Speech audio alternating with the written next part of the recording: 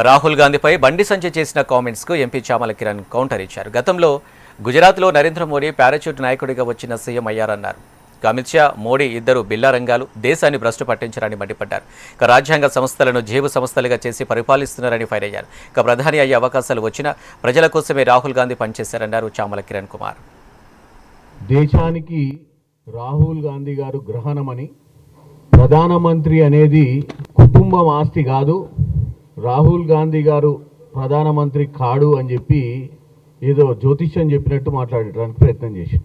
నేను బండి సంజయ్ గారు అంటే మొట్టమొదటిసారిగా రాహుల్ గాంధీ గారు 2004లో మెంబర్ ఆఫ్ పార్లమెంట్ అయినప్పుడు బండి సంజయ్ గారు నాకు తెలిసి కార్పొరేటర్ ఏంటో లేదో తెలియదాడ మన కరీంనగర్లో.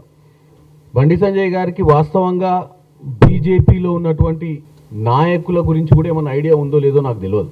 అంటే వాళ్ళ ప్రధానమంత్రి బ్యాక్గ్రౌండు, ప్రధానమంత్రిగా ఉన్నటువంటి నరేంద్ర మోడీ గారు 2001 అక్టోబర్ గుజరాత్ రాష్ట్రానికి ముఖ్యమంత్రి అయినప్పుడు గుజరాత్ రాష్ట్రంలో ఎమ్మెల్యే కూడా కాదు, ఎక్కడో హిమాచల్ ప్రదేశ్లో పార్టీ కార్యక్రమాలు చేసుకుంటుంటే అప్పటికప్పుడు ఆయన తీసుకొచ్చి ఒక పారాషూట్లా డైరెక్ట్ అహ్మదాబాద్ మీద దింపి సెక్రటేరియట్లో కూర్చోబెట్టారు ముఖ్యమంత్రిగా. అంటే అప్పటికి ప్రజలు ఓట్లేలే. గుజరాత్ ప్రజలకు నరేంద్ర మోడీ ఎవరో కూడా తెలియదు. ఎందుకంటే ఆయన కేవలం ఆర్ఎస్ఎస్ బ్యాక్గ్రౌండ్ నుంచి వచ్చి పార్టీల సంస్థాగతంగా పార్టీల జనరల్ సెక్రటరీగా బాధ్యతలు నిర్వహిస్తుడు తప్ప గుజరాత్ ప్రజలతోటి ఓట్లు వేయించుకొని ముఖ్యమంత్రి అయిన దాఖలాలు నరేంద్ర మోడీకి లేకుండే.